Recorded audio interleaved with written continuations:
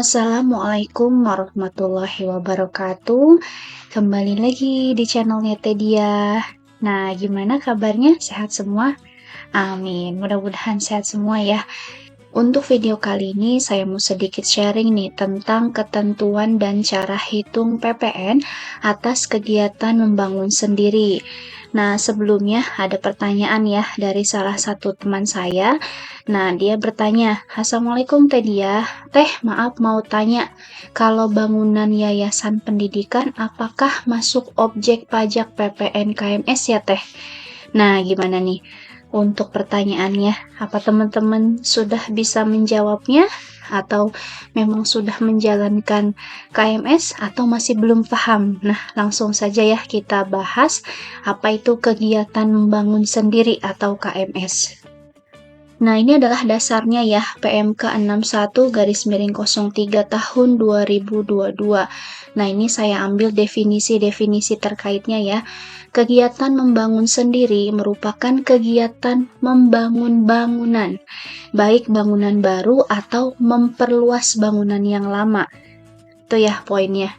Yang dilakukan tidak dalam kegiatan usaha atau pekerjaan oleh orang pribadi atau badan yang hasilnya digunakan sendiri atau pihak lain. Nah, ini ada di pasal 2 ayat 3 ya, teman-teman bisa cek di PMK-nya.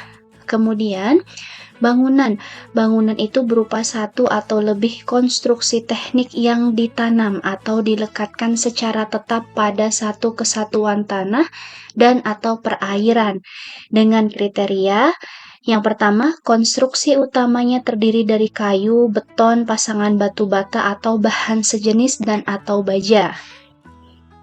Kemudian diperuntukkan untuk tempat tinggal atau tempat kegiatan usaha. Dan yang terakhir itu luas bangunannya yang dibangun paling sedikit 200 meter persegi. Nah, ini ada di pasal 2 ayat 4-nya ya.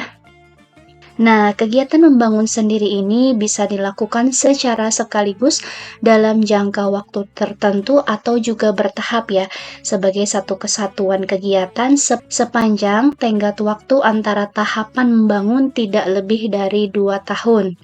Itu ya poinnya, tidak lebih dari 2 tahun. Ini ada di pasal 2 ayat 5. Nah, kemudian dengan kata lain, untuk dari definisi yang terkait, jika pembangunannya menggunakan jasa pihak yang bukan PKP, pengusaha kena pajak, dan luas bangunannya dibangun minimal 200 meter, maka termasuk kegiatan membangun sendiri. Nah, itu ya, ketentuan kegiatan bangun sendiri ini tidak mengatur spesifik ya untuk yayasan, namun dapat melihat kondisi dan kriteria yang dikenakan PPN pada pasal 2-nya. Nah, di sini saya contohkan beberapa kegiatan membangun sendiri. Nah, teman-teman bisa melihat ya dari kriterianya, apakah ini sudah dikenakan PPN ataupun belum ya. Nah, yang pertama, Ahmad membangun sendiri rumah tinggal. Pembangunannya dilakukan sekaligus pada tahun 2022 dengan luas 100 meter persegi. Nah, apa ini pembangunannya kena PPN? Jawabnya tidak ya. Jawabnya tidak karena pembangunannya ini hanya seluas 100 meter. Dan tadi disebutkan ya paling sedikit bangunannya adalah 200 meter persegi. Nah, contoh berikutnya, Abi membangun sendiri rumah tinggal. Pembangunannya dilakukan sekaligus juga ya pada Juni 2022 dengan luas 200 meter. Nah, apa sudah kena PPN? Jawabnya kena PPN ya, karena sudah mencapai 200 meter untuk luas bangunan yang dibangunnya. Nah, kemudian yang ketiga, contohnya Erma memperluas yayasan bagian depan dengan luas 150 meter persegi untuk menunjang kegiatan belajar mengajar di yayasan. Nah, pembangunannya secara bertahap nih dengan detail. Bulan Juni 2023 seluas 50 meter persegi, kemudian Januari 2024, 6 bulan setelah tahap yang pertama dilanjutkan pembangunan 100 meter persegi. Nah, apa ini sudah kena PPN? Belum ya, karena ini baru 150 meter. Alasannya memang secara tahapan ini tidak lebih dari 2 tahun, tapi luas bangunannya tidak melebihi batasan 200 meter persegi. Nah, mudah ya. Kemudian contoh yang keempat. Nah, di sini hampir mirip ya contohnya. Ari memperluas yayasan bagian depan dengan luas 250 meter persegi untuk menunjang kegiatan belajar mengajar di yayasan. Nah, pembangunannya secara bertahap dengan detail seperti ini. Bulan Juni 2023 seluas 100 meter persegi, kemudian Januari 2024, 6 bulan setelah tahap pertama dilanjutkan 150 meter persegi. Nah, apa kena PPN? Jawabnya kena ya. Karena secara tahapannya itu tidak lebih dari 2 tahun dan luas bangunannya yang dibangun melebihi batasan 200 meter persegi. Nah, jadi summary-nya adalah secara tahapan pembangunannya itu tidak lebih dari 2 tahun dan luasnya itu melebihi 200 meter persegi. Nah, itu adalah yang dikenakan PPN-nya. Nah, mudah-mudahan paham ya sampai sini.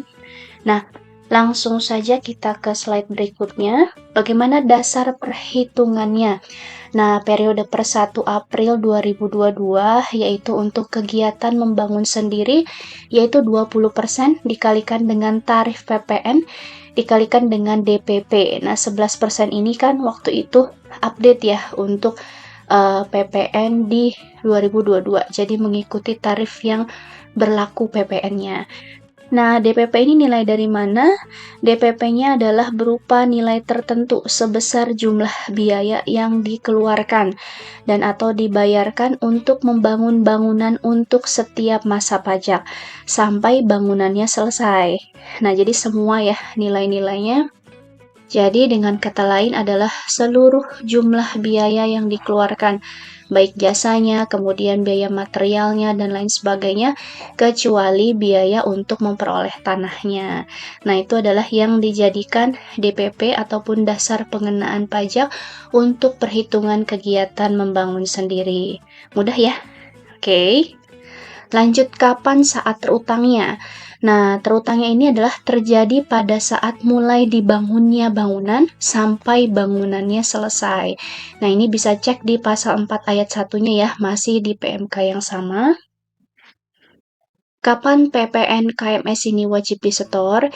Jadi yang pertama saya informasikan, kita tentukan dahulu ya, tentukan sendiri apakah bangunannya ini yang dibangun memenuhi kegiatan membangun sendiri berdasarkan PMK 61 tahun 2022. Jika iya, maka atas biaya yang dikeluarkan tiap bulan terutang PPN dan harus disetorkan paling lambat tanggal 15 bulan berikutnya setelah berakhirnya masa pajak. Jadi misalnya di bulan September ini ya, kegiatan membangun sendirinya itu diketahui untuk bulan September itu adalah 20 juta, maka perhitungannya adalah 20 juta dikalikan 20% dikalikan dengan 11%. Itu yang wajib disetor paling lambat tanggal 15 Oktober. Nah, contohnya seperti itu ya.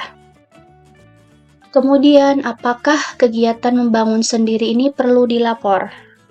Kalau PKP, pengusaha kena pajak, ya, seperti biasa ya di e-faktur desktop dan juga web e-faktur.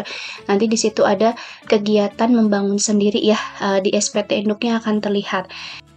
Nah, kalau non-PKP itu tidak perlu dilapor. Ini ada di pasal 7-nya. Disebutkan bahwa orang pribadi atau badan yang bukan merupakan PKP dianggap telah melaporkan penyetoran PPN sepanjang telah melakukan penyetoran.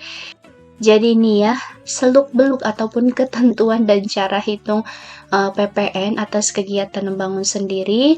Semoga teman saya Mbak Irma paham dengan yang dijelaskan.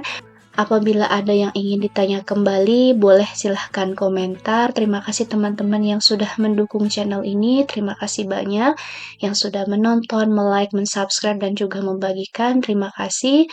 Jika ada pertanyaan, sekali lagi silahkan berkomentar. Terima kasih. Wassalamualaikum warahmatullahi wabarakatuh.